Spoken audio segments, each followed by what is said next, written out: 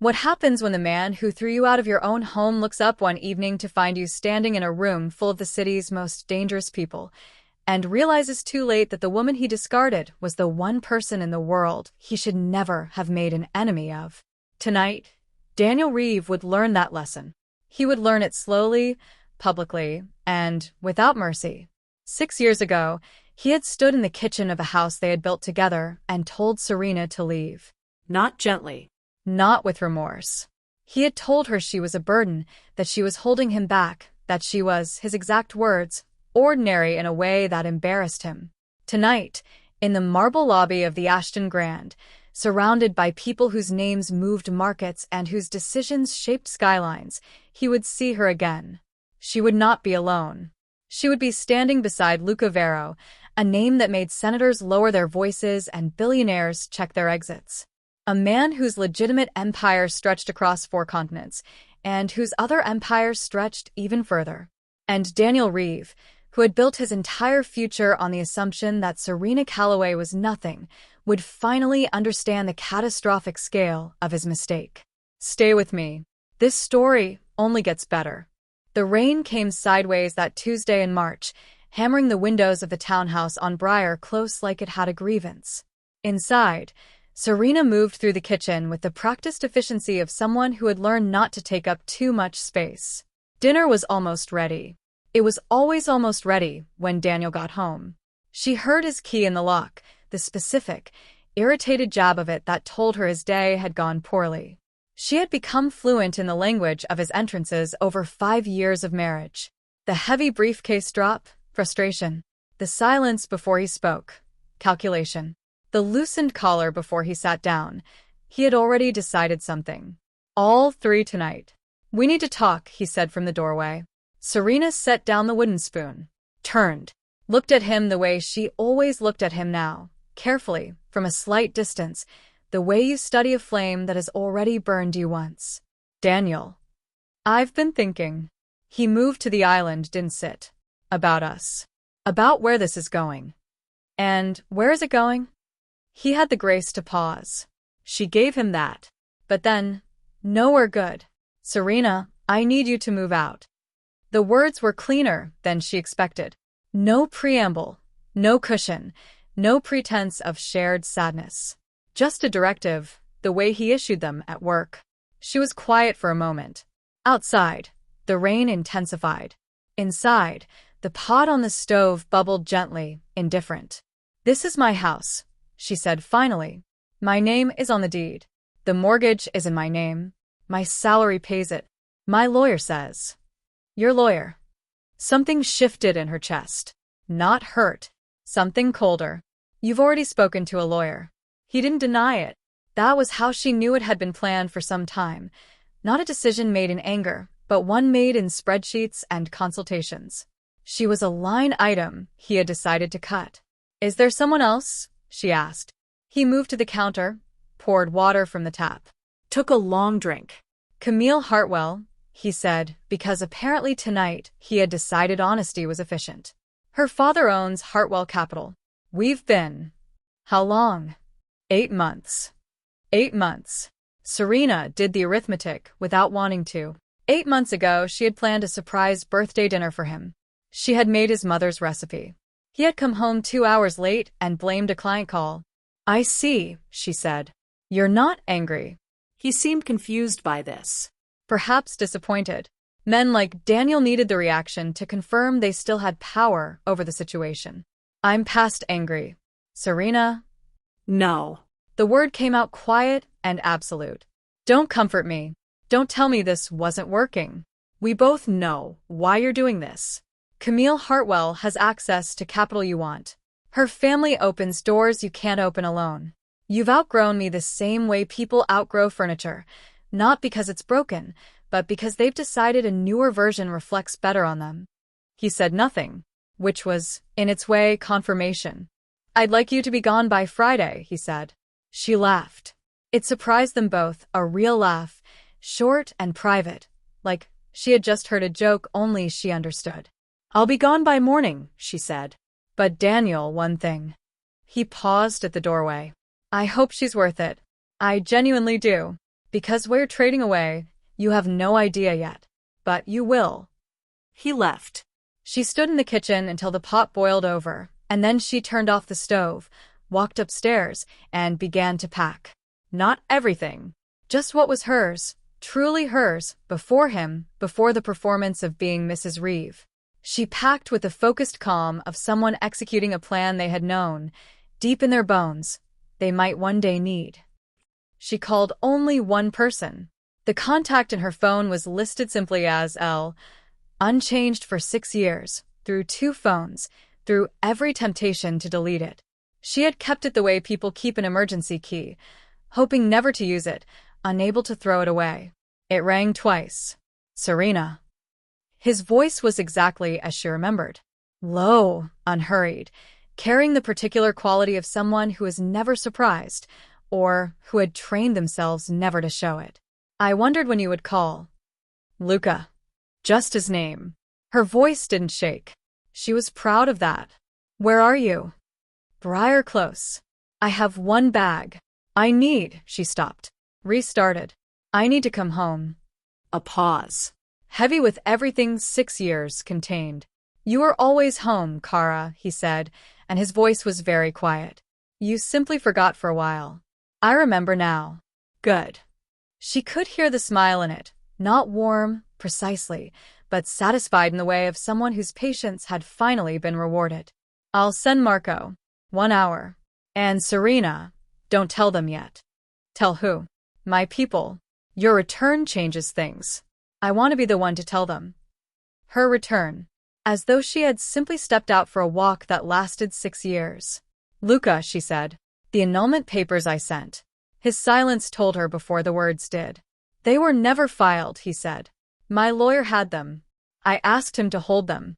Indefinitely. The information settled over her like snow, quiet, covering everything. She had believed herself free. She had built an entire life on that belief. An entire performance. So, I'm still my wife, he said simply.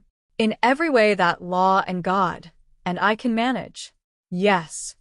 Serena sat down on the edge of the bed she had shared with a man she had mistaken for love, and felt something inside her that had been bent for 6 years slowly, painfully begin to straighten. 1 hour, she said. Marco will be early. He always is. Marco arrived in 45 minutes. Of course he did.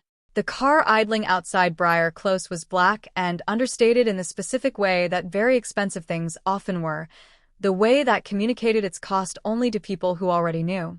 The windows were impenetrable. The license plates were unremarkable. Everything about it said, look elsewhere. Marco himself had not changed. Broad, economical in movement, with the particular stillness of someone trained to be invisible until the moment they were needed to be very visible indeed. He opened the rear door, without speaking. Serena got in. And in the seat across from her, perfectly still, was Nico Ferrante, Luca's closest lieutenant, the man who had been the best man at their wedding 6 years ago, the man who had, if she was remembering correctly, wept briefly and then denied it. You look well, he said in Italian. You look exactly the same, she replied in kind. That's because I haven't been hiding in the suburbs pretending to be ordinary. A pause. I mean that with affection. I know you do. He studied her face with the systematic attention of someone who had spent decades reading rooms and people. Are you certain? Once this begins. Daniel threw me out of my own house, Serena said quietly. Tonight. Because Camille Hartwell's family has money he wants. He told me I was ordinary. That I embarrassed him. She looked out the window at the wet streets sliding past. I am done being ordinary for anyone's convenience. Nico was silent for a moment. When he spoke, his voice was very even. He said that.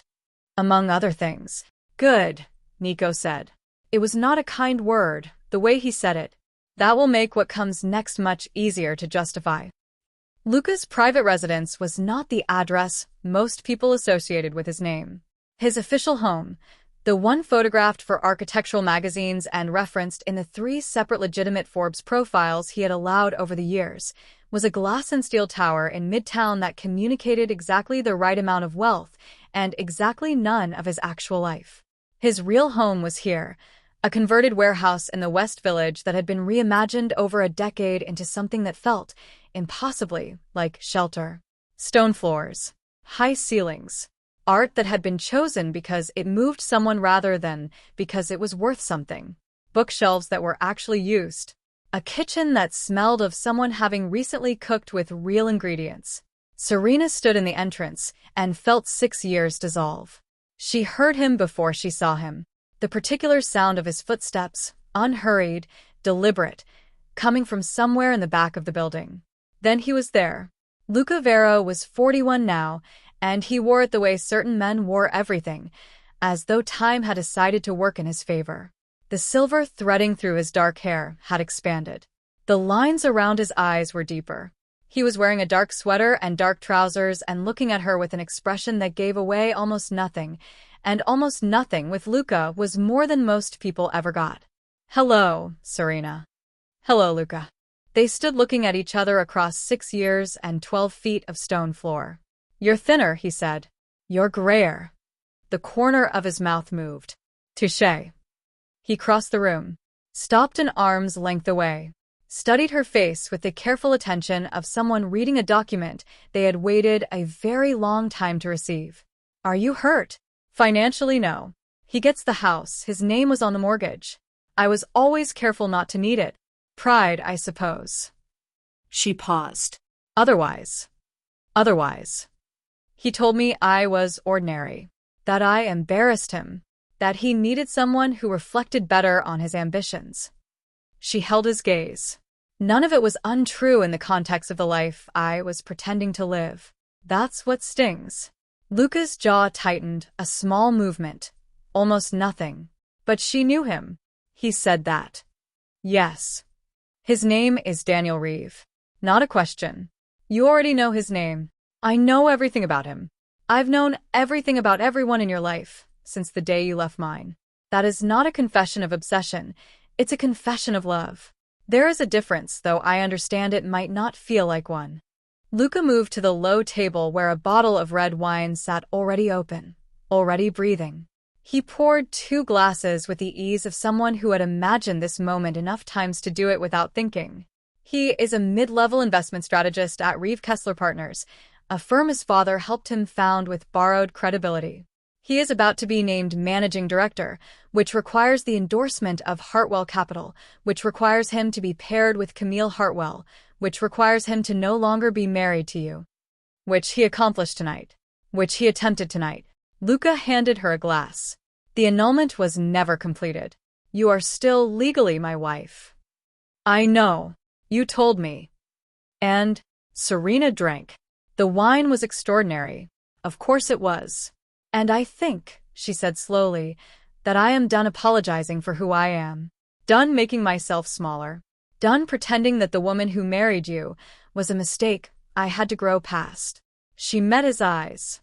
"She wasn't. I just wasn't ready for what came with her. And now Daniel has done me the significant favor of reminding me what smallness costs." She set down the glass. "I want to come back. Not because I need rescuing. Because I'm choosing to. There is a difference there, too." Luca looked at her for a long time.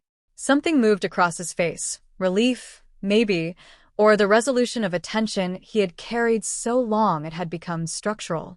"Then welcome home," he said. And he kissed her forehead, once, with a gentleness that undid her more thoroughly than anything else could have. "Tomorrow we begin. Tonight you rest." She didn't rest. But she tried.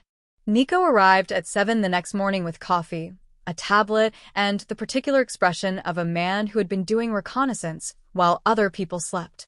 "Daniel Reeve," he began, settling into the chair across from Serena as though they were resuming a meeting that had simply paused for 6 years. 36. Born in Connecticut to a family with old connections and diminishing money. The particular combination that produces ambitious men who believe the world owes them restoration. He's been at Reeve Kessler for 9 years. Smart in a conventional way, excellent at presentation, adequate at execution. His weakness? Serena asked. He borrowed against future success. Figuratively and increasingly literally. The The managing director position is not yet confirmed. It requires Hartwell Capital to formally endorse his proposed restructuring of 3 dormant funds. Richard Hartwell, Camille's father, has agreed to review the proposal. He has not agreed to fund it. Luca, who had been listening from the end of the table, looked up. How long does Reeve have? The review committee meets in 6 weeks. If Richard Hartwell walks away from the deal, there is no managing directorship. Without the title, the salary increase doesn't materialize. Without the salary increase, Daniel's current debt-to-asset ratio becomes a problem, Serena finished. A significant problem. He has been living precisely at the edge of his means for 3 years, anticipating a promotion that would justify it. Nico swiped the tablet screen. He also owes $42,000 to a private creditor whose patience, I'm told, is not unlimited. Serena absorbed this. She had known Daniel was aspirational. She had not known he was leveraged. He had always been very careful about what he let her see. And Camille Hartwell? She asked. Nico pulled up a photograph. Serena studied it without emotion. A woman in her late 20s, blonde, possessing the specific poise of someone who had spent their entire life being photographed. She was beautiful in the way that required considerable upkeep and rewarded considerable effort. 28. Daughter of Richard Hartwell, the founder of Hartwell Capital, a mid-tier private equity firm trying very hard to be a major one.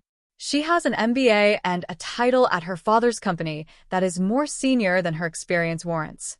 She is, by all accounts, genuinely fond of Daniel. More than he is of her? Hard to say. He is fond of what she represents. Whether that translates to genuine affection, Nico's expression was neutral. She sent him 14 messages yesterday between the hours of 7 and 11 p.m. He responded to 4. And Richard Hartwell? Lucas set down his coffee. This was his cue. Richard Hartwell, he said, has a problem he doesn't yet know I'm aware of. He acquired 3 commercial properties in the Northeast Corridor 18 months ago at prices that made sense when interest rates were stable. They no longer make sense. He's bleeding cash on the carrying costs, his rental yields are underperforming by about 30%, and 2 of his anchor tenants have quietly been exploring exits.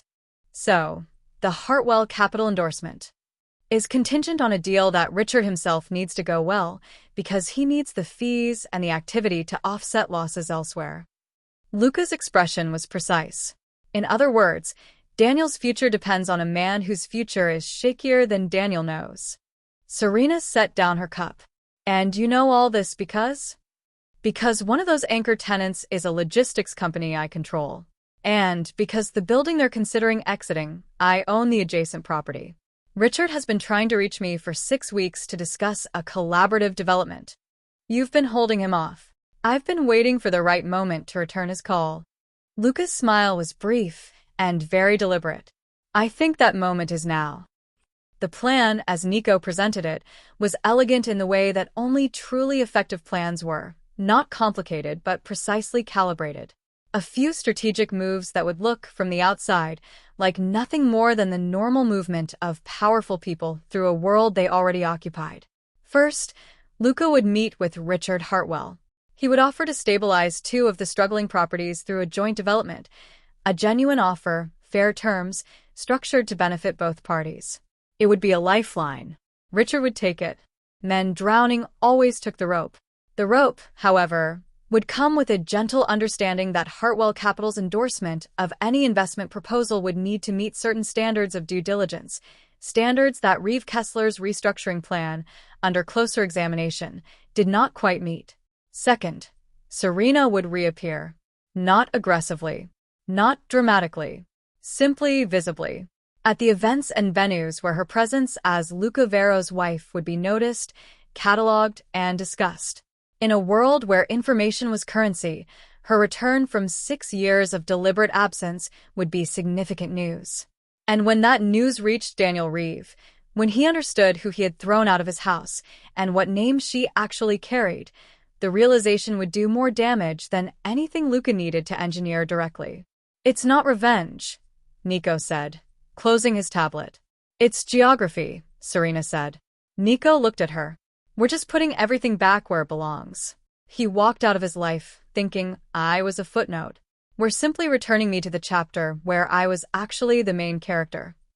Luca, who had been watching her with an expression she could not quite read, said, "You've become very precise." I had a good teacher. She met his gaze steadily. Before I decided to stop paying attention in class. The next 2 weeks were an education in remembering. Serena had not forgotten how to exist in Luca's world. She had simply spent 6 years persuading herself that she had. There is a difference. Forgetting is passive. What she had done was active, sustained, and exhausting in ways she had never allowed herself to fully acknowledge. Celeste, who handled Luca's public presence and had been doing so for over a decade, arrived on the third morning with the brisk authority of someone who did not distinguish between combat and couture. "The gown first," she said. "Then we fix everything else." The gown was midnight burgundy, a color, Celeste explained without being asked, that communicated exactly the right combination of authority and warmth, neither threatening nor approachable, simply present in a way that demanded acknowledgement. "You hunch," Celeste observed, circling her. "I'm thinking." "You're hiding." "There's a difference. Women who are thinking lead with the sternum. Women who are hiding lead with the shoulders." She tapped Serena's shoulder blade with 2 fingers. "Stop leading with the shoulders." Serena straightened. The change in the mirror was immediate and slightly unnerving. "Better. Now walk to the window." She walked. "You're counting your steps." "I'm not." "You are. I can see you doing arithmetic." "Stop. You know how to do this. Your body remembers, even if your head has spent 6 years arguing with it." Celeste folded her arms.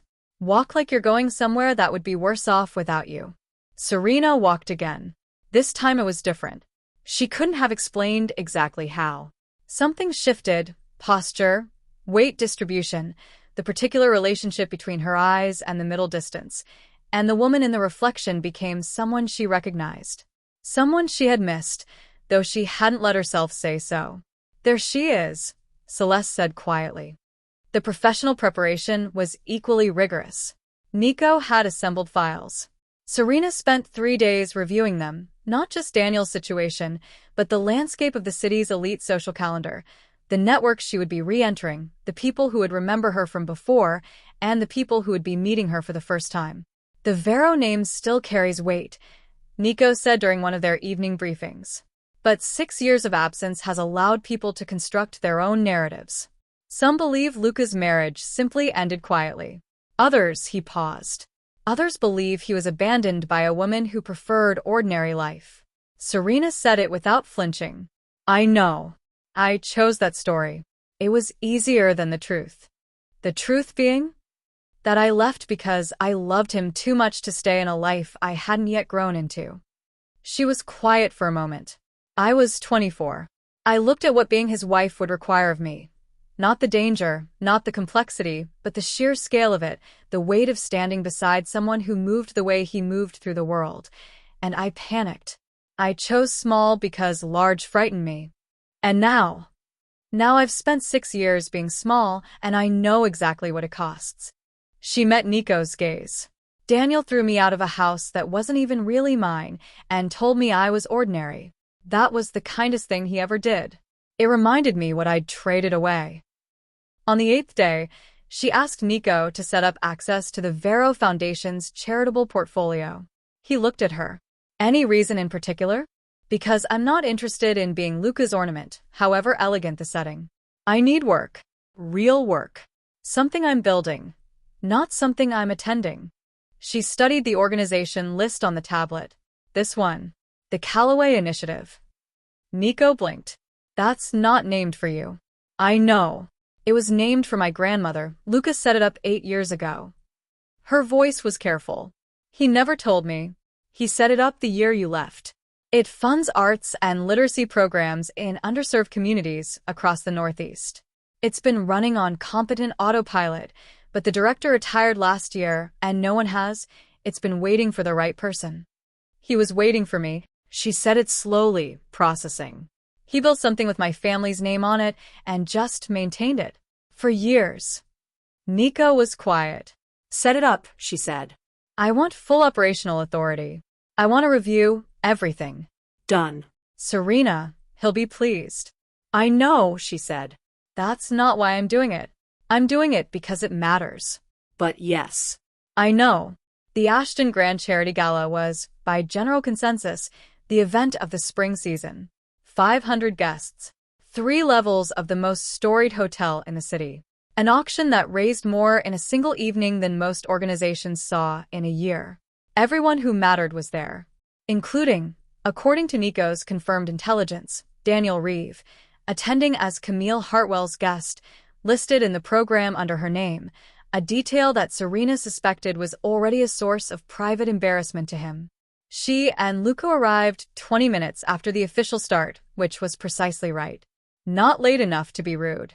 Late enough to ensure the room was full when they walked in. She was wearing the burgundy gown. Her hair was up. Around her neck was a single piece of jewelry, a thin chain with a diamond pendant that Luca had given her on their wedding night, which she had kept for 6 years in the same locked case as her real passport and her real name. She had put it on this morning and not taken it off. Ready? Luca asked as the car stopped at the entrance. Ask me again in an hour. That's not how this works. I know. She looked at him. Yes. Ready. He offered his arm. She took it, and they walked in. The effect was not immediate. The best effects never were. At first, there was simply the normal recalibration of a room registering new arrivals. Conversations adjusted, eyes moved, the social machinery of recognition and assessment ran its quiet calculations. Then the name moved through the room. Not announced, simply carried, person to person, the way significant information always traveled in these spaces. Luca Vero. And is that his wife?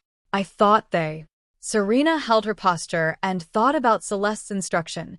Lead with the sternum, not the shoulders. They worked the room with the practiced ease of 2 people who had done this before and had enough history together that the ease was genuine rather than performed. Luca knew everyone and made each person feel like they were the only person in the room when he spoke to them, a skill she had always watched with something between admiration and study. She greeted the people she remembered, was introduced to the people she didn't, and said the right things with the right weight behind them. And then, across the ballroom, she saw Daniel. He was standing near the bar with Camille on his arm and an older man she recognized from photographs as Richard Hartwell. He was wearing a tuxedo that was very good but not quite as good as he clearly wanted it to be, and he was talking with the slightly too much energy of someone who needed the conversation to go well. Camille was beautiful, as expected. Richard Hartwell looked like a man performing confidence over quiet anxiety. Daniel had not seen her yet. Luca's hand was steady at her back. We don't have to go over. Yes, we do. Serena? I'm not doing this for him. I'm doing this for me. I need him to see. She straightened her spine. Thought about the woman in Celeste's mirror. Thought about 6 years of making herself small. Let's go say hello. They crossed the room with no particular urgency. Richard Hartwell saw Luca first. His expression changed, the specific rearrangement of a man who has just registered that a conversation he was managing has shifted to a conversation he needs to win. He extended his hand immediately. Luca. I didn't expect to see you here. Richard. Luca shook his hand with the ease of someone to whom this was entirely unremarkable. I believe you know my wife, Serena? The word wife landed in the conversation like a stone dropped into still water. Camille looked at Serena with a polite assessment of someone who is very good at rapid social calculation. I don't think we've met. No, Serena said pleasantly. We haven't. Serena Vero. And that was when Daniel turned. She watched the recognition cross his face in stages. First, a stranger. Then, familiarity, without context. Then the full, devastating assembly of understanding, and with it, in swift succession, shock, confusion, and something very close to horror. Serena. Her name came out hollowed. Hello, Daniel. What are you? I'm attending the gala. She kept her voice entirely pleasant. With my husband. The words sat in the air between them. He looked at Luca. Back at her. The arithmetic was happening in real time, and she could see the moment it resolved into its full, terrible sum. Richard Hartwell had gone very still. "Luca Vero," Luca said, extending his hand to Daniel with the relaxed courtesy of a man who held every advantage in the room and had no need to display it. "I believe you know my wife." Daniel shook the hand. He had no choice. His face had gone the color of old paper. Camille, to her credit, recovered faster than the men. "How long have you two been married?" she asked Serena, her voice carefully smooth. "We never stopped being married, actually," Serena said. "The paperwork was never completed. These things happen." A small pause. "Daniel, you look well." He opened his mouth. Closed it. In 6 years and 5 years before that of knowing him, Serena had never once seen Daniel Reeve at a loss for words. The experience was, she found, quietly extraordinary. He stopped. "Tried again." "I didn't know." "No," she said gently. "You didn't." Richard Hartwell was now speaking to Luca with the focused attention of a man who has just profoundly reassessed a situation. Serena could hear them discussing the joint development, the conversation flowing with the ease of two men finding alignment. She watched Daniel watching his future reorganize itself around her presence and felt something she had not anticipated. Not triumph, not even satisfaction exactly. Something quieter and stranger. The feeling of a long-held breath finally released. She found a quiet corner near the terrace at 9:30, needing a moment of stillness in a room that had been running at full voltage since they arrived. The city stretched away from the hotel windows, and she stood watching it with a glass of water. She wasn't drinking, and thoughts she wasn't entirely managing. "Mrs. Vero." She turned. Camille Hartwell was standing 2 feet away, champagne in hand, expression unreadable. They regarded each other in the way women sometimes do when they have been placed in an impossible position by a man who thought none of his choices had consequences. "I'm not here to fight," Camille said. "I didn't think you were." "I also," she stopped. Reformulated. "I didn't know about you. About who you were. He told me his marriage ended. That it simply didn't work." "That's a version of the truth," Serena said. "He left out several relevant details." Camille's jaw tightened briefly. "I'm realizing that." She looked out at the city. "He told me you were," he said, "that I was ordinary, that I made him look small. Something like that." Camille turned to face her. "Is any of it true?" Serena considered the question seriously. "I spent 6 years being deliberately invisible. I chose it. I thought I wanted simple. So in the life he knew, I was ordinary because I was performing ordinary. It was entirely intentional." She paused. "What wasn't intentional was believing that if I made myself small enough, he'd stay. That's the part one regret. Not the life I chose, the reason I chose it." Camille was quiet for a moment. "He's been different since you walked in. Distracted. Frightened almost. He should be. But not because of what I'll do to him. Because of what he did to himself. The choices he made, the way he treats people when they stop being useful." Serena met her eyes. "I'm not telling you to leave him. I'm telling you to watch how he handles this. How he handles pressure, humiliation, the discovery that the world is more complicated than he thought. That will tell you everything you need to know." Camille studied her. "You're not what I expected. He told you what he needed to believe about me. Easier to leave someone if you've decided they're nothing." Serena smiled very slightly. "He was wrong about that." "He may be wrong about other things too. It wasn't cruelty, but it wasn't kindness either. It was simply information, offered to someone who might actually use it." Camille nodded, once, and walked back to the ballroom. Luca found her 20 minutes later, coat over his arm, Nico a discreet distance behind.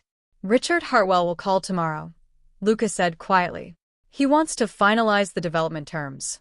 He also, very politely, mentioned that he'll be reviewing all associated professional relationships in light of the expanded partnership." Meaning Daniel." "Meaning Daniel." Serena nodded, looked at her glass.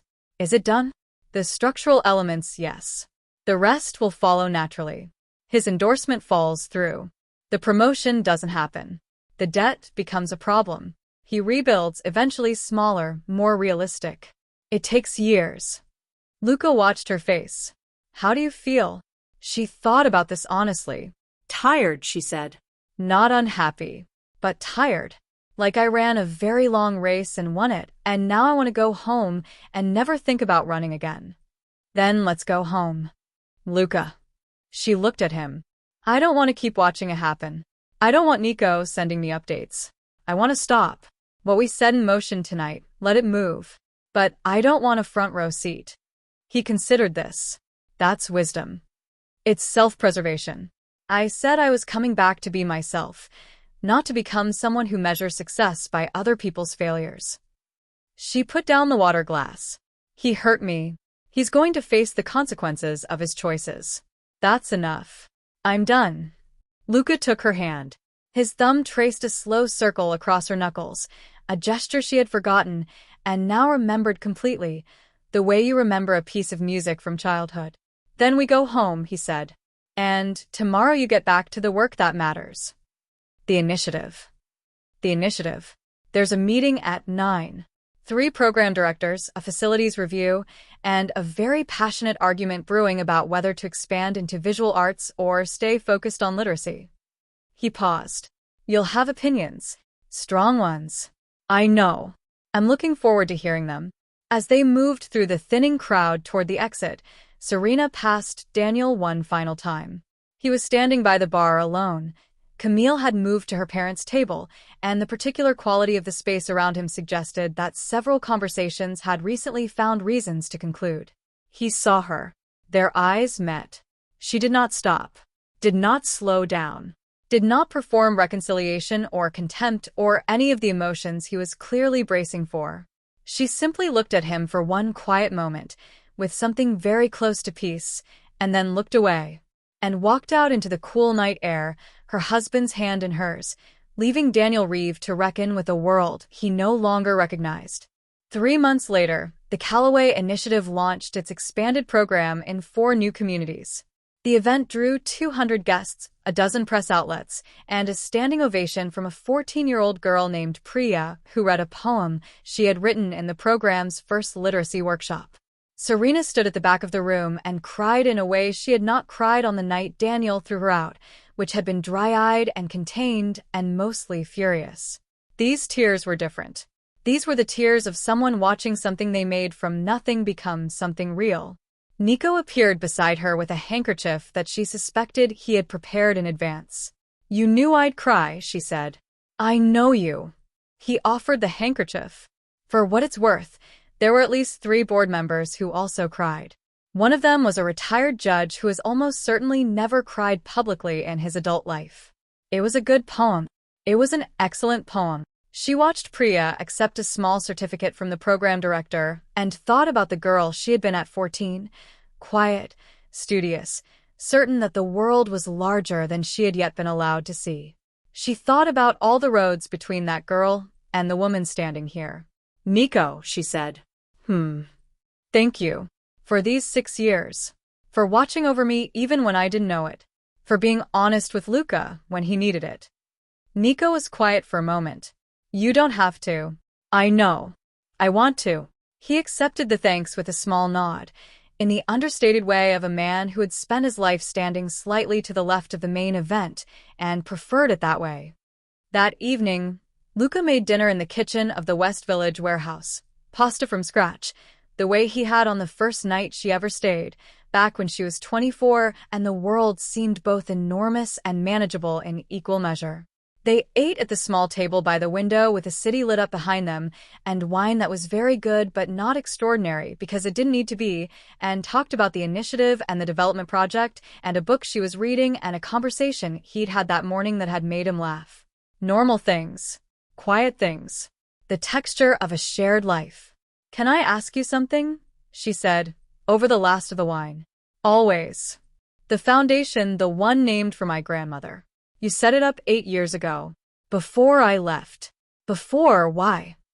He considered this. Set down his glass.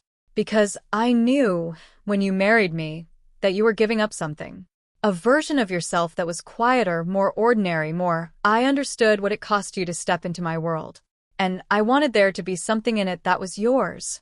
Something that came from you and went toward the things you cared about. He met her eyes.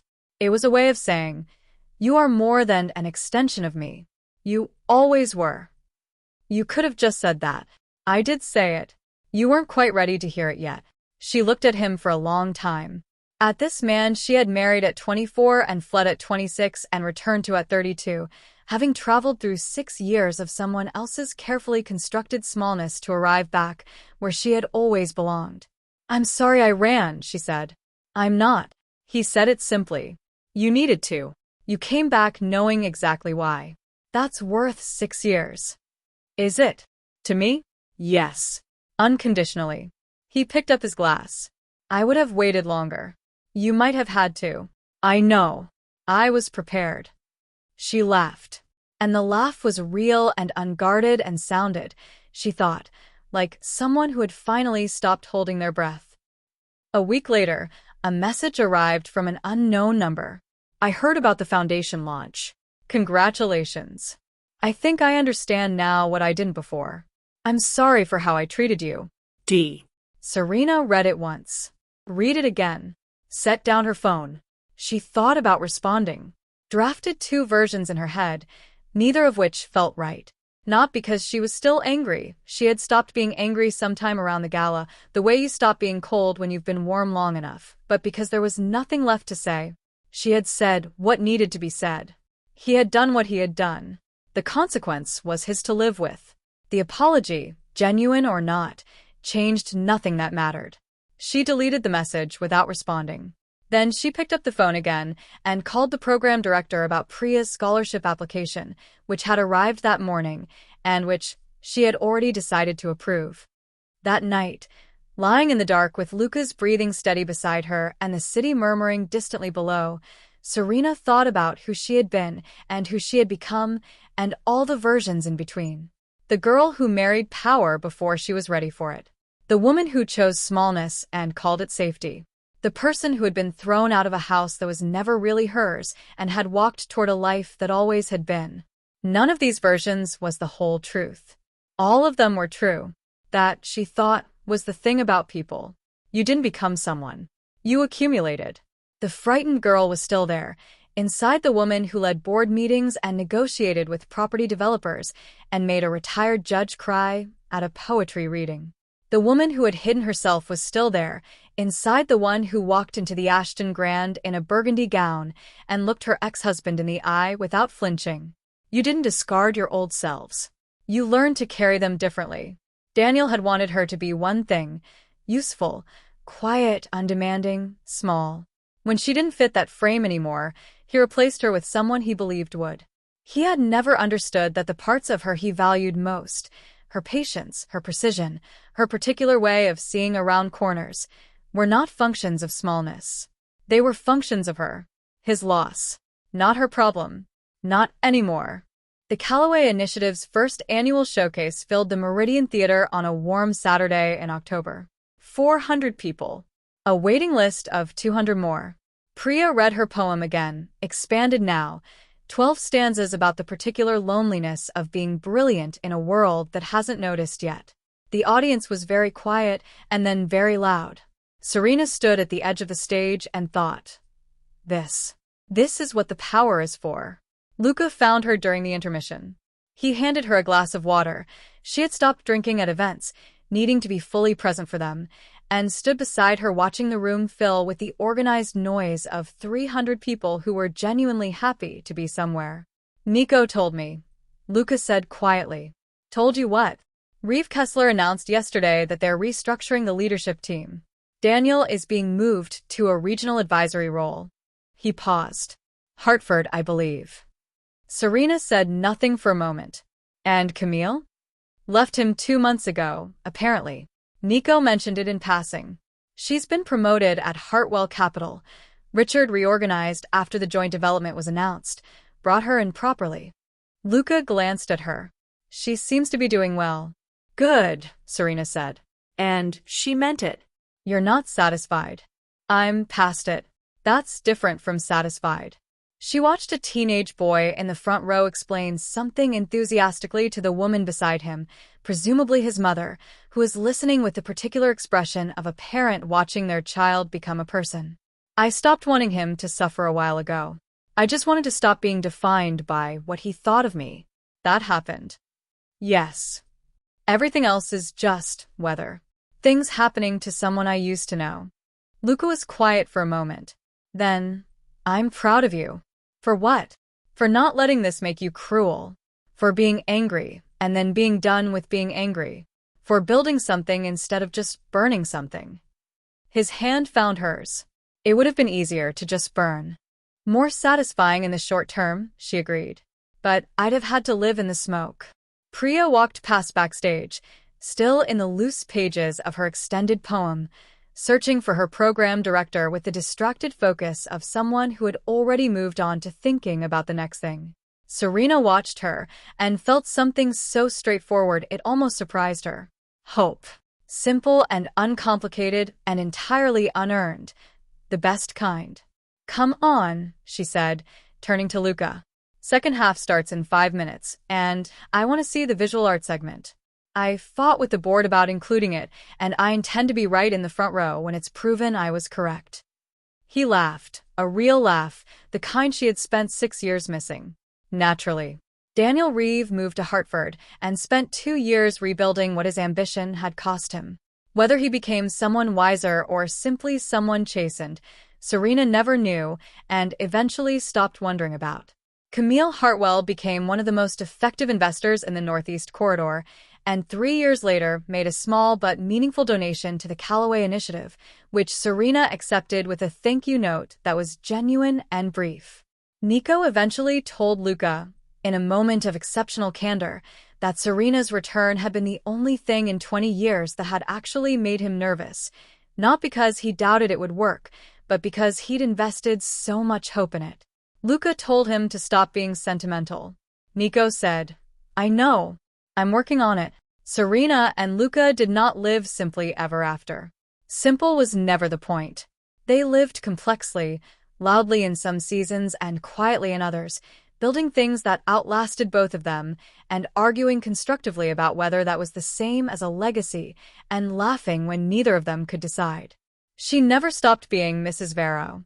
She also never stopped being the woman who had spent 6 years being small, not because that version of her deserved preservation, but because understanding your own capacity for diminishment was, she had come to believe, the first step toward refusing it. She carried all of it. She chose all of it. That was the whole point.